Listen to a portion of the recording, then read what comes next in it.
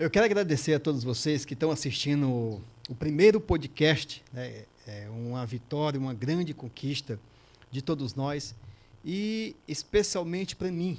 A cada dia que passa, a gente tem batalhas, tem vitórias, tem conquistas e hoje é mais uma conquista da nossa agência de publicidade, a Açaí Mídia, o direito de poder ter um podcast legítimo nosso aqui. E, claro, a gente não poderia deixar de convidar o nosso amigo, doutor Wellington. Satisfação, viu, doutor? Satisfação, Jonas. Receber o senhor aqui. O senhor sabe que é uma pessoa que a gente tem um grande respeito, uma grande admiração. E nada melhor do que receber o senhor aqui. É uma alegria imensa participar desse primeiro podcast aqui no Açaí Mídia. Eu agradeço o convite do Jonas, agradeço o convite do Comucá na pessoa da Fátima. E a gente está aqui para falar de direito, contribuir com o que for possível e necessário. E sem dúvida nenhuma, né, uma satisfação enorme para mim estar inaugurando esse momento e espero contribuir da melhor forma.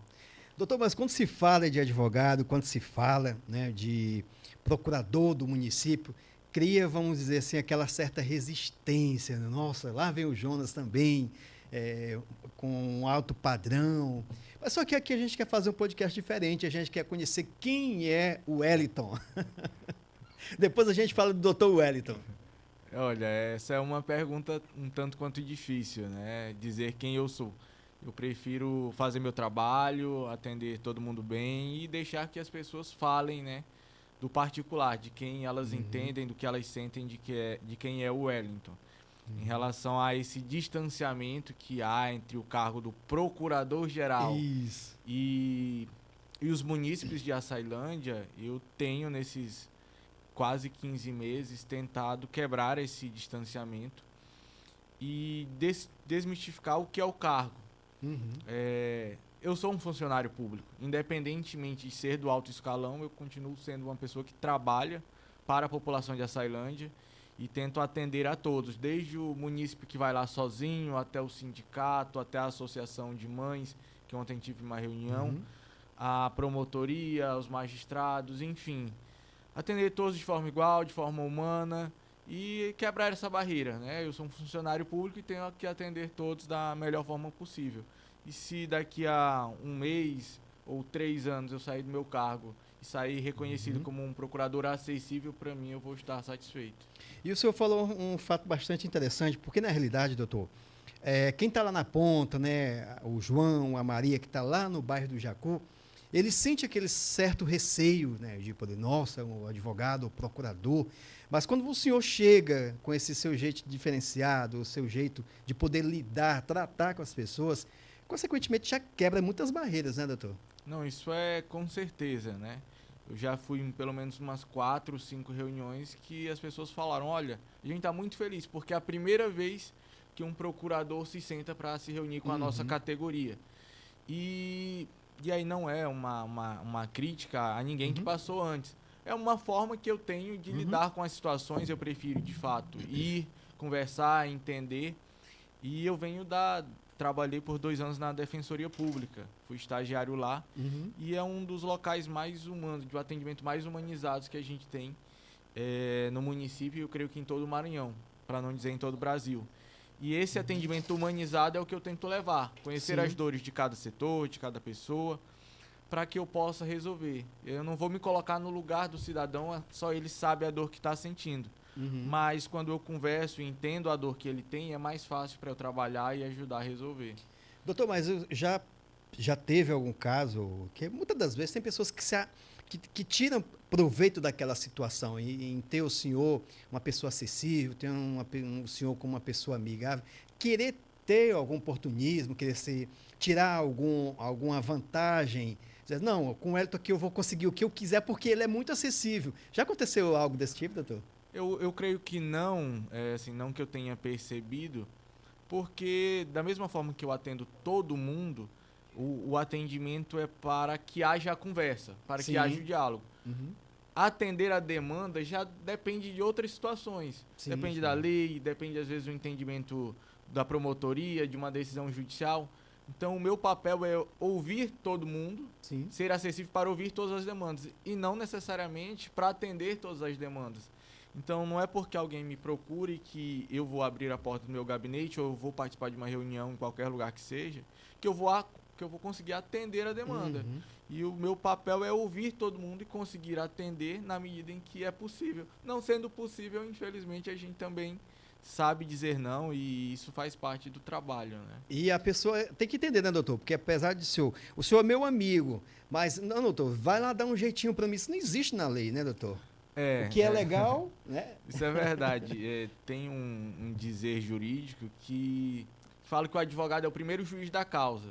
Sim. Então, assim, se eu vejo que tem como eu resolver, eu sou o primeiro a avaliar se tem condição de dar um parecer positivo ou não. Uhum. Se de início eu já visualizo que eu não consigo resolver a situação da pessoa, o meu papel é dizer, meu amigo, eu nem vou lhe pedir para fazer um requerimento formal para o município, eu nem vou pedir para você formular uma ação judicial, porque eu não vou conseguir lhe atender. Eu entendo que seu direito não está resguardado. Então é mais ou menos isso. Eu avalio, se tiver condições, a gente indica os caminhos que a pessoa precisa adotar, e não tendo condições, a gente também é o primeiro juiz, né? É quem deve dizer não, porque senão seus esforços vão ser em vão. E isso acontece invariavelmente no município, né? Todo mundo tem muitas pretensões, desde o munícipe a servidores, e a gente está ali para tentar, da melhor forma, explicar a situação. Sim. Porque eu entendo que até a negativa, dependendo da forma que a gente dê, ela se torna prejudicial. E não é esse o nosso papel, não é criar inimizade, não é tratar ninguém com indiferença, não é negar nada a ninguém, é explicar dentro das possibilidades o que a gente consegue ou não fazer. E é isso aí que tem que ser feito, né, doutor? Porque a justiça está aí para poder ser cumprida. E na justiça não existe essa questão de dar um jeito, porque você é meu amigo, vamos lá, a gente tem que resolver. Mas, doutor, vamos voltar aqui, falar do senhor novamente. A gente está na área burocrática, mas vamos voltar a falar do Wellington, o nosso amigo Wellington, que é filho da nossa amiga Edna, também do nosso amigo Zé de Abreu, que é um grande pintor aqui em Açailândia, quem não sabe. Zé de Abreu, era menino, já viu o Zé de Abreu aí fazendo as pinturas. E você, Zé de Abreu, doutor Wellington, justamente, tem pessoas que, vou seguir o caminho do meu pai, que é uma profissão digna. Você pintou, porque não é qualquer pessoa que faz o que seu pai faz, não, meu amigo. Eu já falei isso, Zé de Abreu, meu amigo, pelo amor de Deus, o que você fazia, não é qualquer pessoa. E você seguiu um rumo diferente, doutor. Já tinha um sonho, já tinha uma meta. Como foi isso que o senhor conquistou? É até difícil explicar, né? Porque não sei, não lembro exatamente onde isso nasceu, mas desde pequeno eu sempre, antes de saber o que um advogado fazia, eu já queria ser advogado. Né?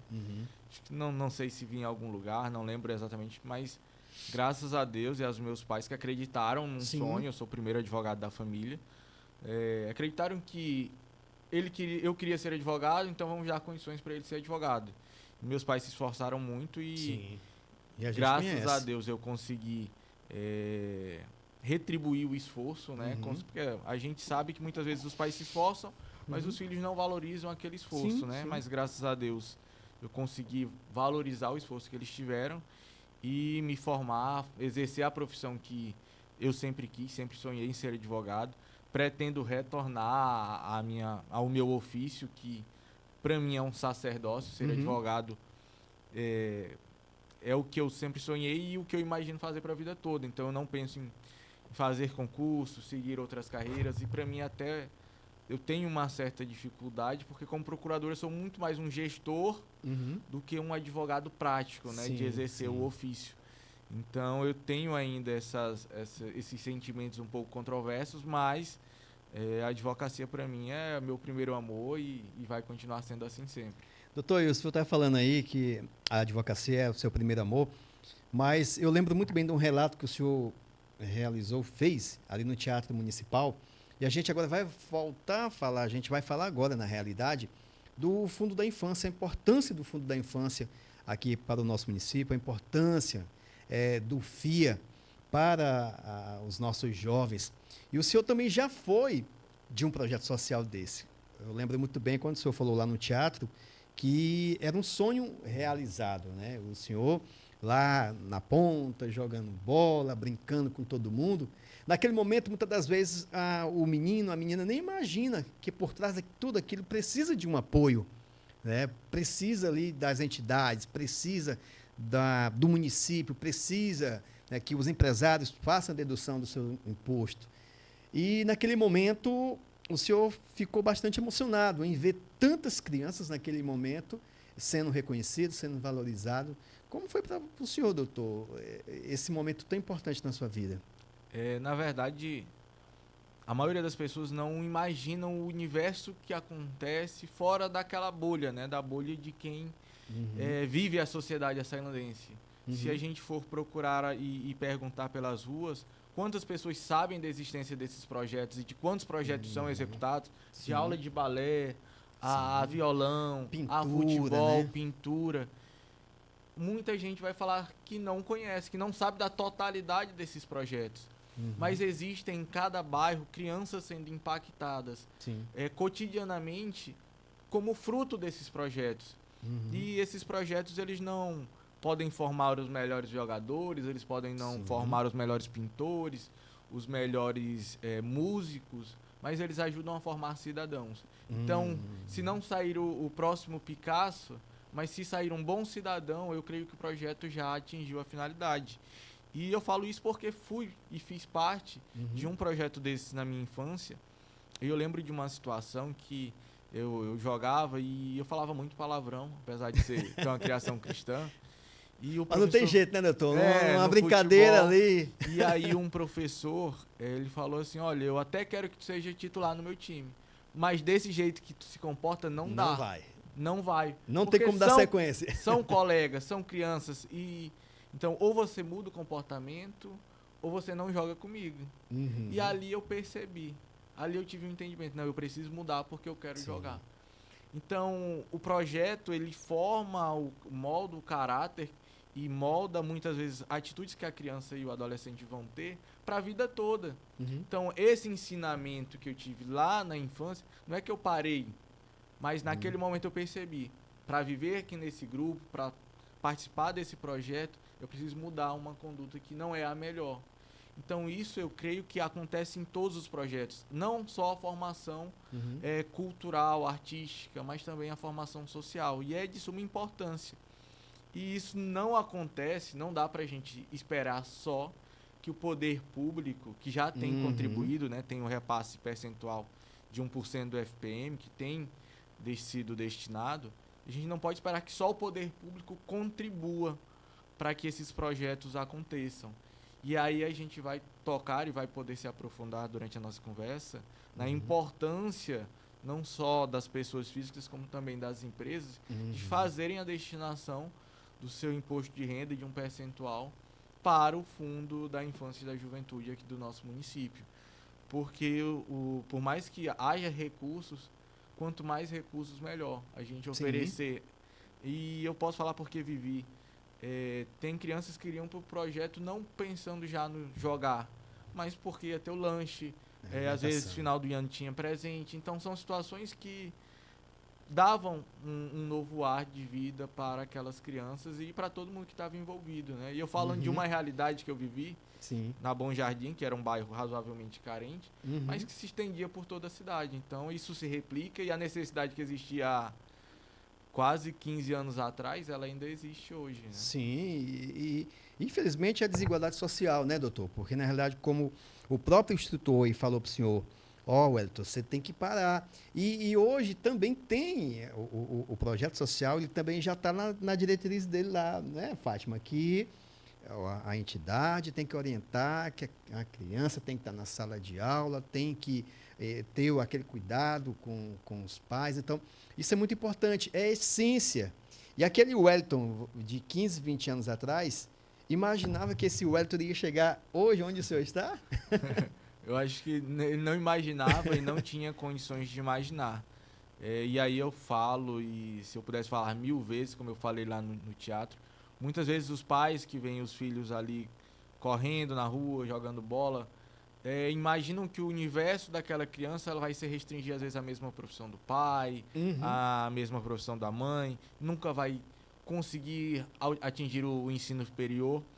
E de algum modo, ou de uma por uma oportunidade ou por outra, Sim, sim. acaba limitando o potencial de crescimento dessas crianças. E a gente precisa acreditar na educação e acreditar que ela vai transformar a vida de cada um. Basta que haja interesse, haja dedicação. Você conhece meu pai, Sim, conhece minha sim. mãe, sabe que eu não tive as melhores condições financeiras, mas é estudo. Se hoje eu cheguei onde eu cheguei, eu passei por um projeto social, eu passei por toda a minha formação acadêmica, por escolas públicas, Uhum. e atingi o patamar que eu estou hoje através da educação e também de projetos que são financiados pelo FIA, que são incentivados pelo Comucaa, e isso é potencial de transformação. Alguém pode pensar, mas eu vou destinar R$ 2.000, é muito pouco. Mas esse pouco de Não. cada um faz muita diferença. E eu creio que se a gente recobrar essa consciência, porque muitas vezes, quando você vivencia o projeto, você vê a importância. Mas se você se afasta, você esquece que aquele Sim. projeto é tão importante. O que muitas pessoas falam, junto porque você tem muito conhecimento referente a esses projetos sociais. Inclusive, até, Renan, prepara para a gente bem. Nós temos um documentário, a gente acompanha, doutor. São vários projetos sociais aqui no nosso município e a gente tem orgulho, por quê? São muitas histórias que a gente ouve. Como o senhor mesmo falou, se o senhor tivesse ficado acomodado naquele canto ali, não, eu vou ficar aqui, o meu canto é esse aqui. Não, o senhor se incomodou. O senhor não ficou acomodado, o senhor seguiu. E começou aqui, ó, projeto social financiado pelo Fundo da Infância, que consequentemente hoje formam cidadãos, né, doutor? Com certeza. São imagens muito, muito bonitas, né? Se a gente for pensar no quanto isso é significativo para essas crianças e adolescentes, eu lembro que eu até comentei, eu acho que com a Fátima, que talvez se não fossem os projetos, qual dessas crianças teria acesso ao balé? Qual dessas crianças teriam acesso a uma aula de violão? A gente sabe do valor de um violão para um pai de família hoje, Não humilde, dá, doutor. Não, tirar não do tem bolso, condição. comprar um violão, pagar para alguém ensinar. Então, são projetos como esse que transformam a vida dessas crianças. E o que a gente imagina, doutor, é aquele adolescente, aquela criança lá do bairro do Jacó que não tem nenhuma expectativa, vamos dizer assim, nenhuma expectativa de vida. Por quê? O que a gente mais ouve, Jonas, como que meu pai vai poder me dar um brinquedo? Como que meu pai vai poder me dar uma alimentação digna se a gente não tem nem para a família?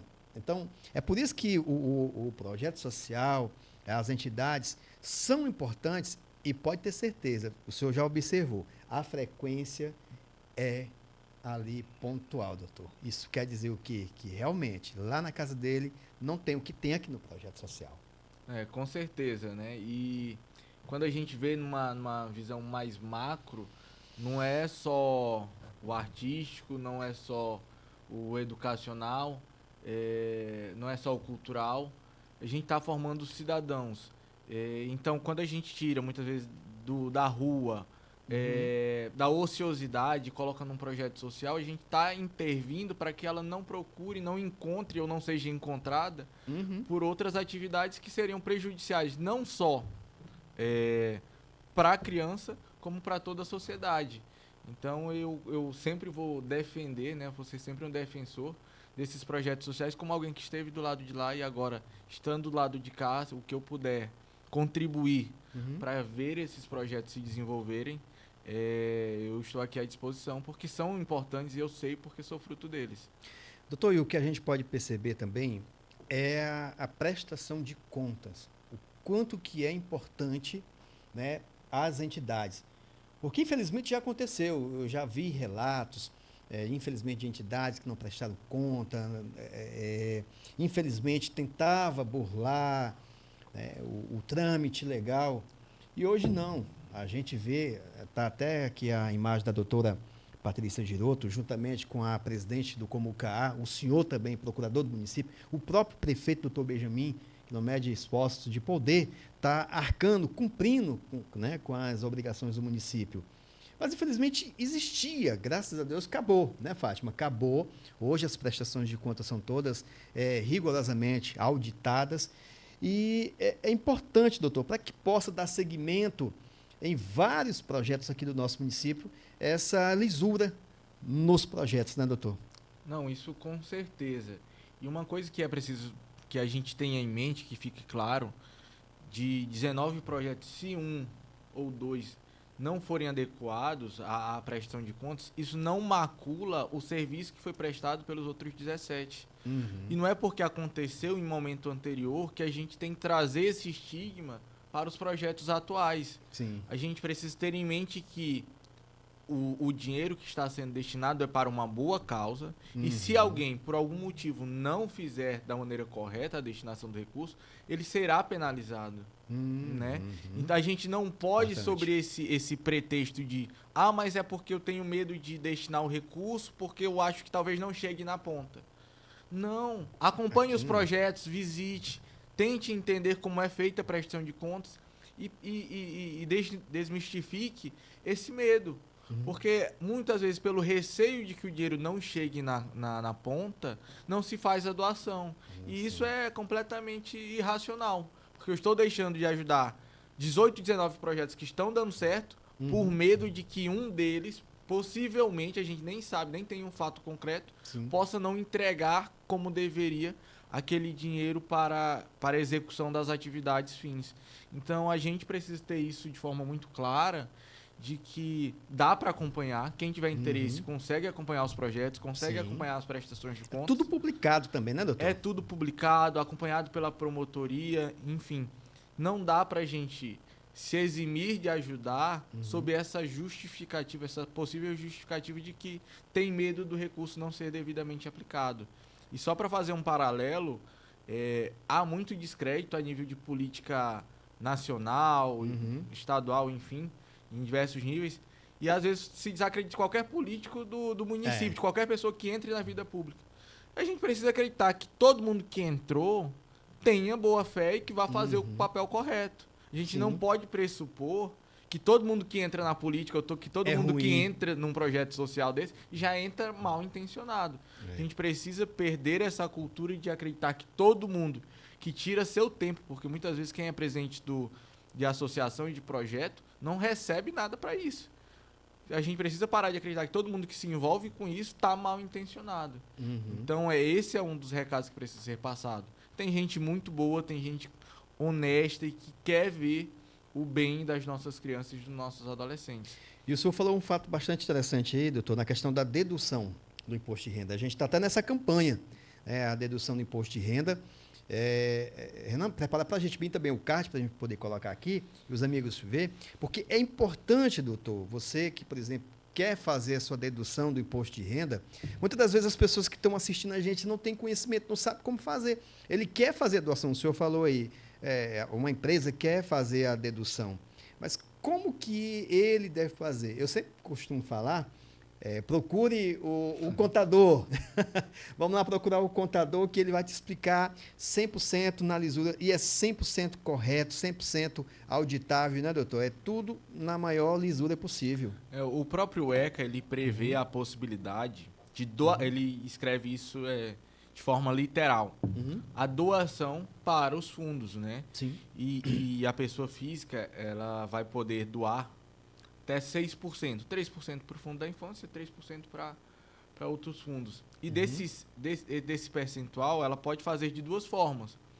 Ou eu faço uma doação esse ano, e aí quando eu for fazer a minha declaração do imposto de renda, eu lanço aquela doação para que haja uma dedução. Sim. Só que eu também posso, esse ano, verificando que eu tenho impostos a pagar,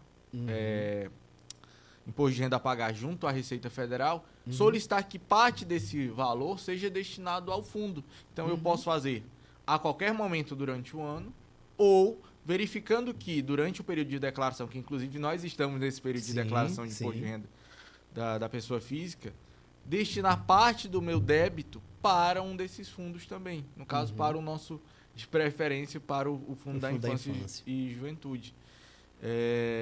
Então, assim, é um momento, é um percentual que não vai te onerar, porque se você doa antes e deixa para pedir a dedução disso no momento da declaração, já é um valor que você iria pagar. Então, não há uma despesa extra para quem está fazendo ali a dedução. a doação. E para quem vai pedir uma dedução no imposto que já vai ser pago, também já seria um valor que você teria que pagar para a Receita, e aí você está pedindo que esse valor seja destinado a um ente municipal que tem projetos maravilhosos para nossas crianças. Doutor, mas muitas pessoas podem estar assistindo a gente e estar se perguntando, mas o doutor Wellington está falando das pessoas físicas fazendo a dedução do imposto de renda, das pessoas jurídicas, e o município? Ele está fazendo a parte dele, doutor? Responda aí quem está assistindo a gente. Graças a Deus, isso já vem de algum tempo, mas o doutor Benjamin tem honrado, não como um compromisso, não apenas como um compromisso legal. Ele tem também o entendimento de que a destinação desses recursos retornam ao município das formas mais diversas possíveis. Evita gasto para tentar recuperar a criança, evita gasto de tratamento, às vezes, com internação por álcool e drogas, enfim, evita uma série de gastos no futuro, porque ele está investindo hoje na infância. Sim. Então, a destinação de 1% do FPM do nosso município está sendo feita a contento. E aí, como eu estava dizendo, não apenas por ser uma obrigação, mas porque ele entende que isso volta para o município como uma economia das mais variadas formas.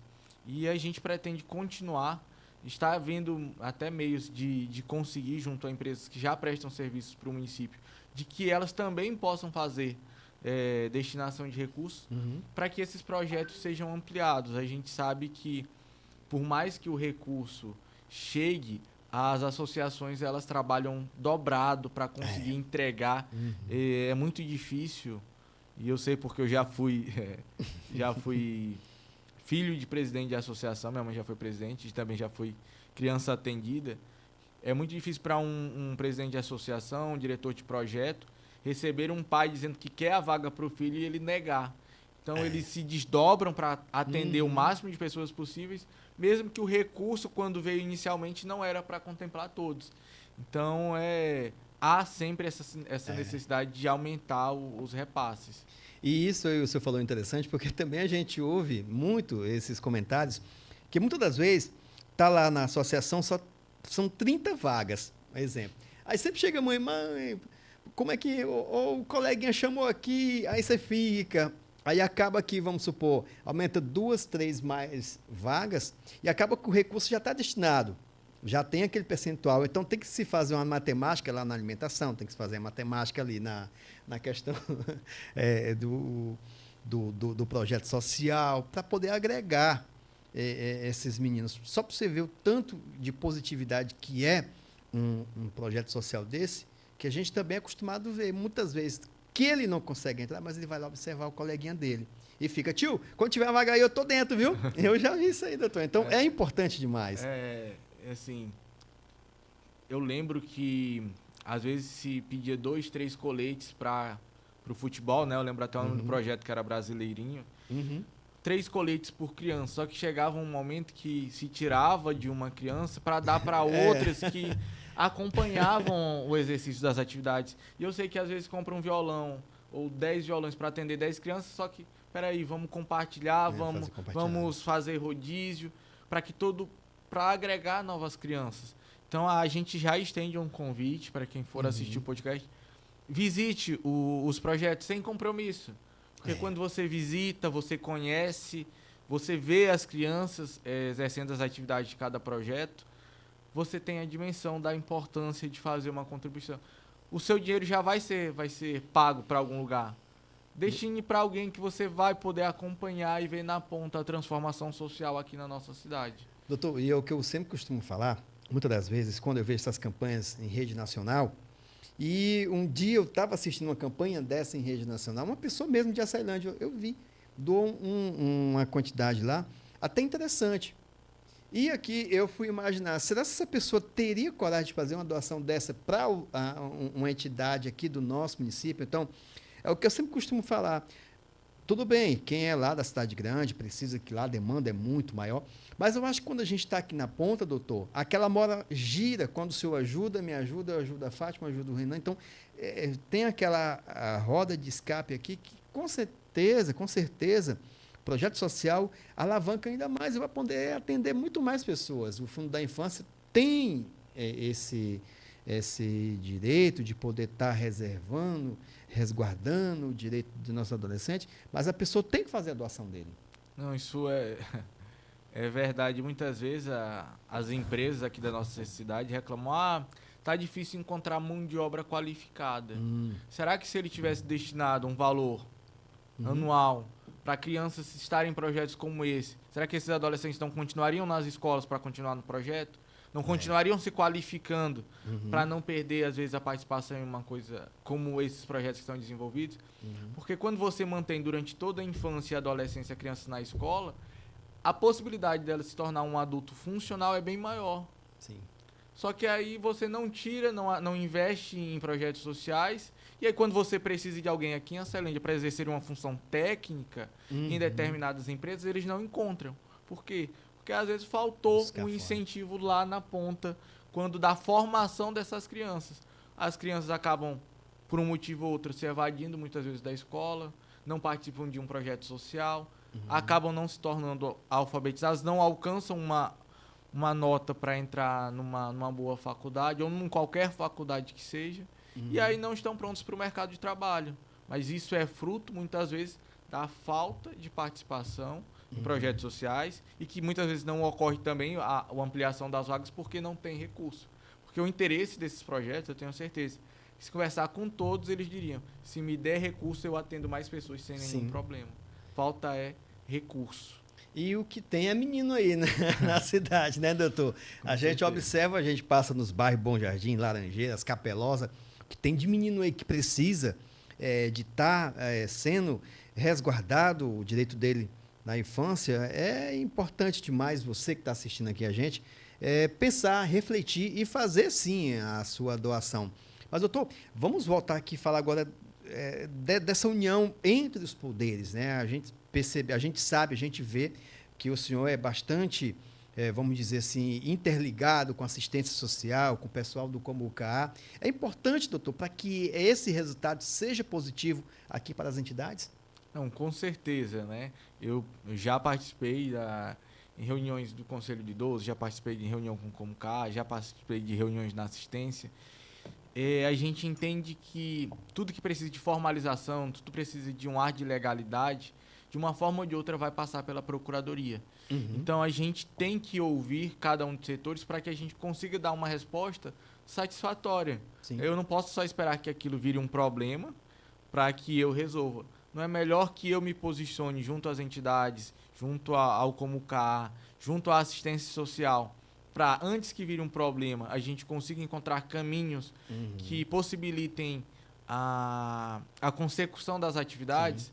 Então, o que eu tenho me disposto a fazer é encontrar soluções, caminhos, para evitar que eu tenha que resolver problemas. Então, muitas reuniões com a promotoria, muitas reuniões com os magistrados, muitas reuniões com todos os secretários, porque a gente entende que é melhor encontrar soluções no início do que tratar problemas por falta de diálogo, né?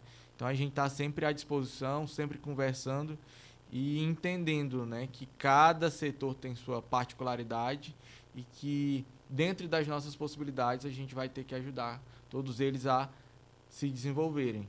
E a gente vê que é amistoso, né, doutor? Podemos dizer assim também, a gente participou no fórum, aconteceu um evento muito importante hoje, né, Fátima, que foi a entrega, né, de cartazes, também de adesivos, justamente para poder estar ajudando também a promotoria a estar resguardando o direito de nossas crianças, porque, infelizmente, ainda existe pais que levam os filhos para bares, levam os filhos, vamos supor, para fazer coisas que, infelizmente, está fora lá do direito da criança e do adolescente.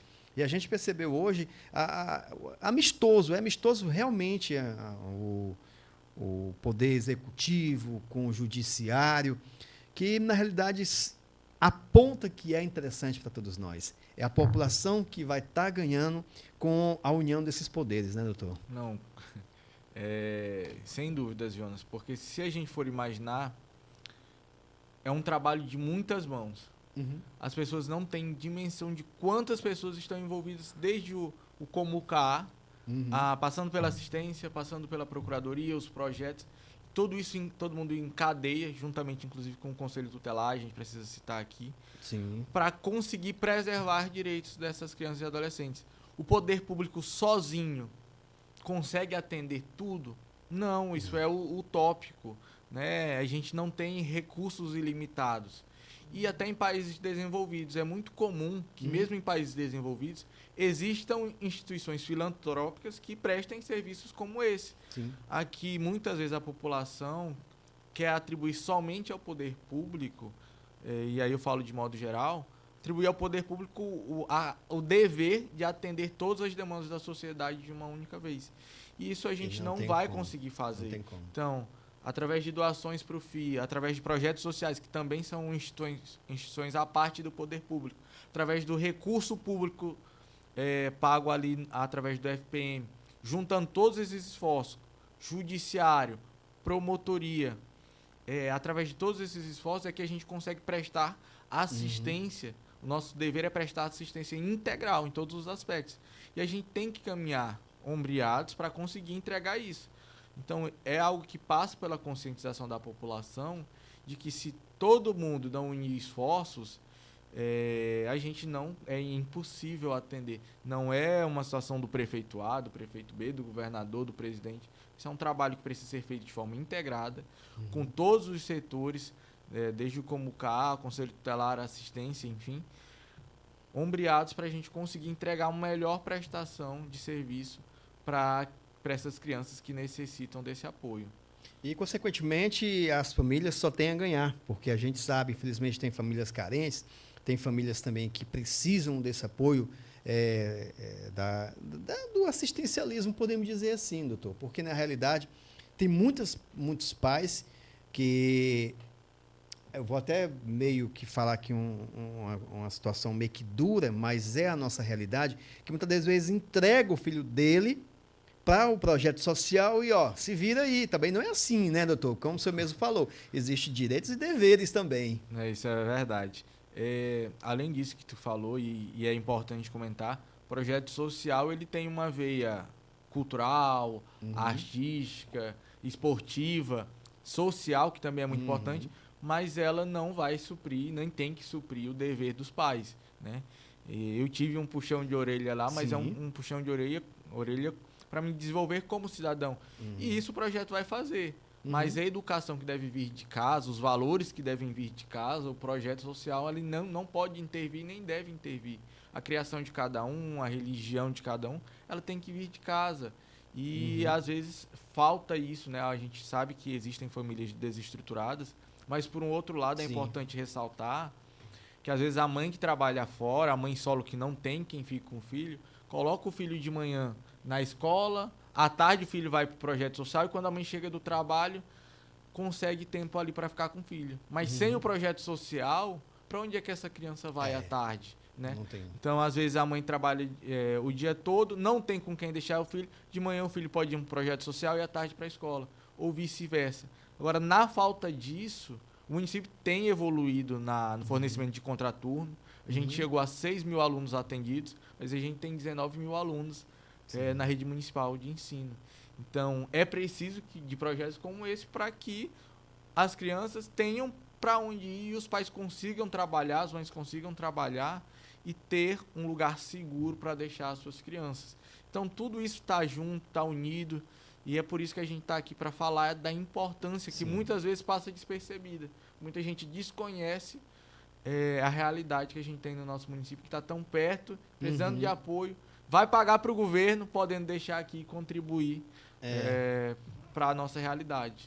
E o que a gente... Eu conversando com Fátima, doutor, até me coloquei à disposição para a gente poder a cada dia estar divulgando mais, está trazendo nos veículos de comunicação, no rádio, na TV, no podcast, aqui nas redes sociais, justamente essa comunicação, estreitar mesmo a comunidade dos nossos projetos sociais, que são belíssimos. A gente vê a apresentação no teatro aqui, que, meu amigo, doutor, pelo amor de Deus, a última apresentação que teve lá no Teatro Municipal, parecia assim uma peça assim mesmo lá da capital. Então, eles se identificam, eles buscam conhecimento. Então, isso é primordial, né, doutor? Com certeza. E valorizar essas apresentações é de suma importância para as próprias famílias.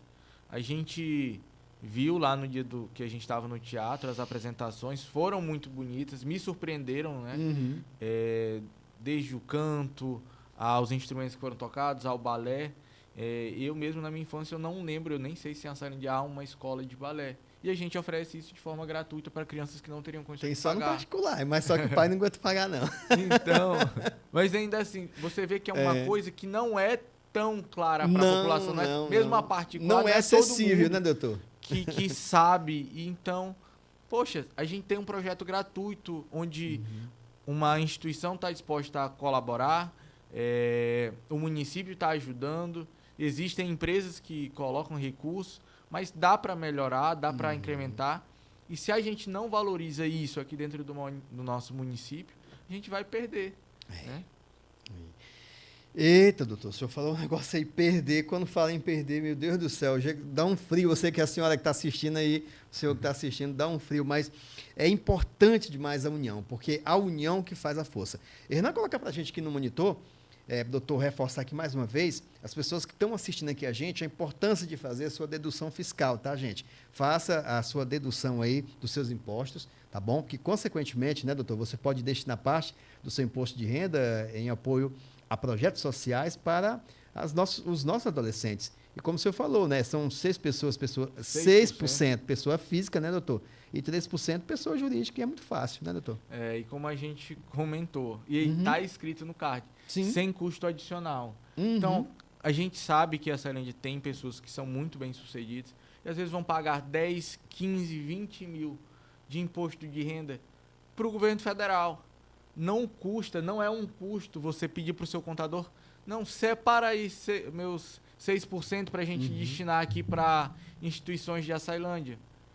Não é um custo adicional, as pessoas jurídicas também.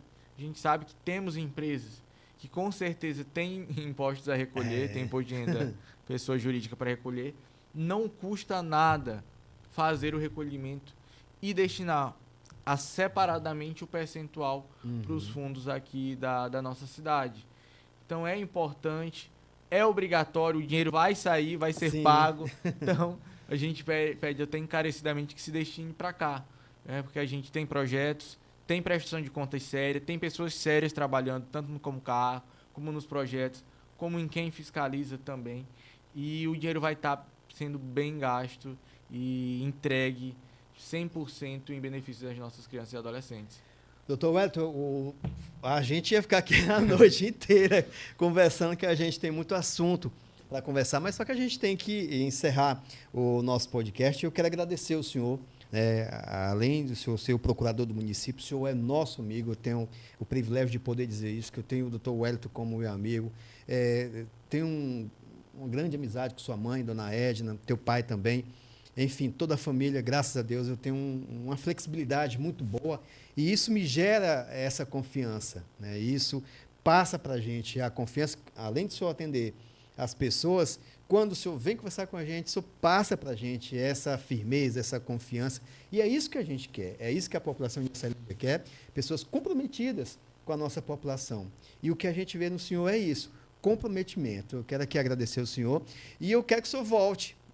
O senhor veio fazer a estreia aqui do nosso podcast Direitos em Pautas. A gente ficou bem formal, podemos dizer assim, mas depois eu quero que o senhor volte para a gente poder falar do Wellington, as viagens que o senhor faz, vamos dizer assim, o senhor ainda não é casado, com quem o senhor namora. A gente vai entrar na sua vida pessoal depois, no próximo podcast, para a gente poder quebrar assim um pouco desse jeito. Mas hoje eu quero agradecer ao senhor pela parceria de sempre. Eu agradeço a todos que estão aqui no estúdio, a Fátima, que representa o Como Cá, que me fez o convite inicialmente. Eu tinha até uma certa resistência, não sabia exatamente o que a gente iria conversar, mas ela me convenceu, ela é insistente, e graças a Deus ela está à frente do Como Cá. Agradeço ao Jonas, que é um amigo, né, que a prefeitura me deu ali durante esses 15 meses. A gente teve vários momentos de diálogo, vários momentos de conversa, e isso foi construindo essa amizade que a gente tem hoje. Eu agradeço, Jonas, pelo convite, pela parceria, e a gente está aqui e eu faço questão de deixar isso claro. como funcionário público, não sou melhor do que ninguém, não tenho por que me achar melhor do que ninguém. Às vezes alguém está num cargo e imaginar, mas agora que atingiu o cargo de procurador, ele vai mudar. Não tem por que mudar. O cargo passa e o que fica são as impressões que a gente deixou nas pessoas, são as amizades. E para desfazer uma imagem ruim demora muito tempo. Né? Então, se por algum motivo eu me envaidecesse, eu tenho certeza que quando eu saísse da prefeitura eu colheria frutos muito ruins. E não é isso que eu tenho buscado, é por isso que eu tenho pautado meu trabalho, meu cotidiano no diálogo, na transparência, na sinceridade. Quando dá, quando não dá, não dá. E é isso, né? Eu agradeço mais uma vez o convite, estou à disposição não só de quem quiser ajudar o Como Cai, não sabe como, ajudar os fundos, mas de toda a população de Açailândia, quem precisar. As portas da Procuradoria Geral estão sempre abertas. Sou extremamente acessível e a gente está lá para contribuir com o município, né? Meu amigo doutor Wellington. Valeu. Satisfação, doutor, receber aqui o senhor no nosso primeiro podcast, Direitos em Pauta, que eu vou confessar para o senhor, doutor, meu Deus do céu, mas graças a Deus deu certo. Porque, na realidade, doutor, aqui antes da gente encerrar, aqui é igual um bolo, a gente precisa de todos os ingredientes. E agora a gente está aqui degustando um bolo espetacular, um bolo daquele suculento, porque a gente sabe que a receita, graças a Deus, deu certo. Quero aqui agradecer à minha amiga Fátima. Todas as vezes que eu vou conversar com Fátima, eu estou com um projeto tal, o que você acha? Vai lá, Jonas, te dou um apoio. Então, é uma pessoa que eu tenho, uma amiga minha de muitos anos, quero agradecer também o prefeito, doutor Benjamin, quero agradecer também todos os secretários, na realidade, né, que não mediram esforços, me deram um apoio moral, e é isso que a gente quer, que a partir do momento que você apresenta uma ideia para uma pessoa, e a pessoa, não, isso não vai dar certo, não, deixa isso para depois, é ruim, você fica meio que balanceado. Mas quando a gente tem amigos como a Fátima, o senhor, o Demi, meu amigo Renan, o Luan, a nossa amiga ali também, eu esqueci o nome dela, a Isa, graças a Deus o resultado é positivo e a gente está encerrando aqui com um saldo muito positivo, doutor. Muito obrigado. Por nada, fico muito feliz e espero que seja um sucesso, que seja o primeiro de muitos encontros e que seja esclarecedor para a população de Açailândia, que todos que fazem parte colham os frutos. Obrigado, doutor. Por nada, valeu. É isso aí, gente. Estamos aqui encerrando o nosso primeiro podcast de Direitos em Pautas. Eu quero aqui agradecer a todos vocês o carinho dessa grande audiência. Estou assim meio nervosinho, mas graças a Deus, com o apoio de todos vocês me deram esse apoio que foi essencial e a gente está encerrando aqui. Muito boa noite a todos e obrigado pela audiência.